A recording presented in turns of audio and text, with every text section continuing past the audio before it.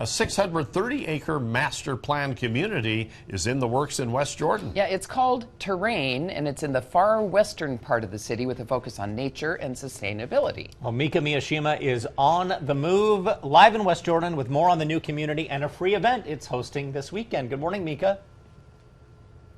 Hey, good morning, guys. That's right. I'm up. I recovered from my fall, and we have moved over to Veterans Memorial Park here in West Jordan.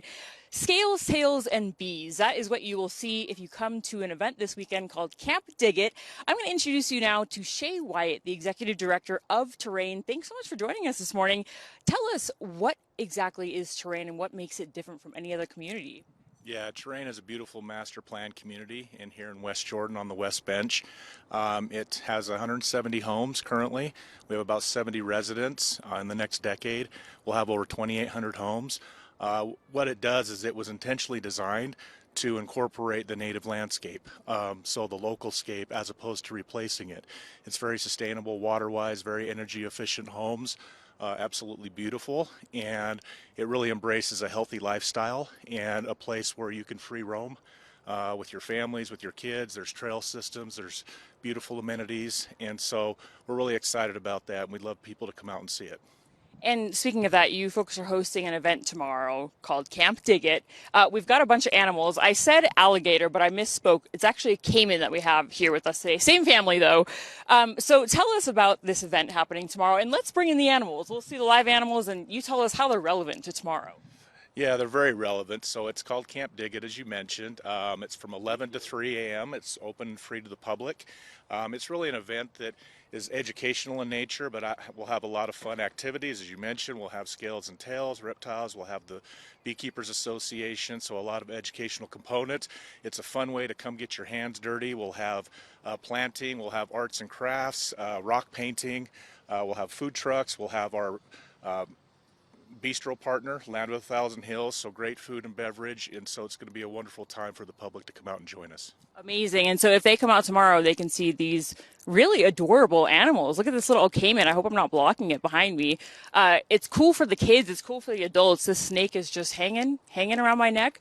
Thank you so much, Shay. You know, I'm going to bring it over to a beekeeper that will be there tomorrow. Lots of cool things to see tomorrow. So this is Jake Meadows. And Jake, you know, you are with the Wasatch Beekeepers Association. Still got my friend hanging around my neck.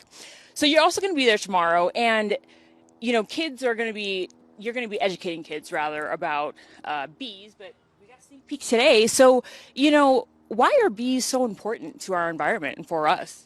Bees pollinate about a third of every bite that we eat.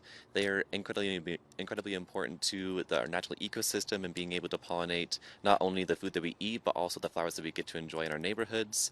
And honestly, I want to say both native and honeybee species are extremely important. Utah is extremely diverse with over 1,100 different species of native bees, and we wanted to protect them as much as possible.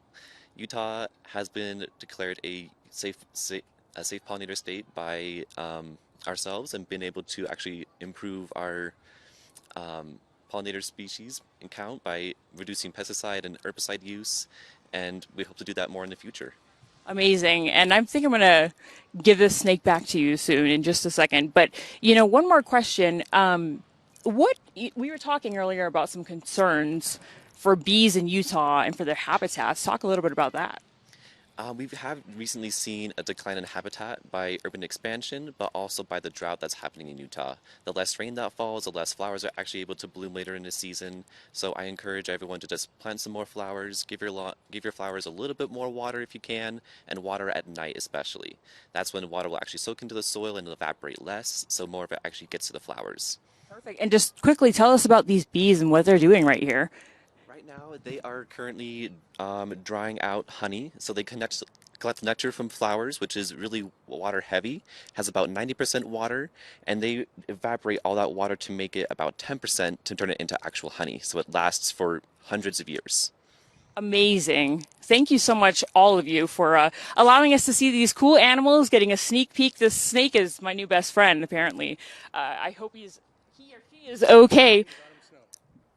It's a she. Her name is Autumn Snow. Autumn Snow has been awesome. You can feel free to take her back. Grab here and here? Yes. She's been really sweet. Thank you so much. And thank you all for giving us a sneak peek of tomorrow, Camp Dig It in West Jordan.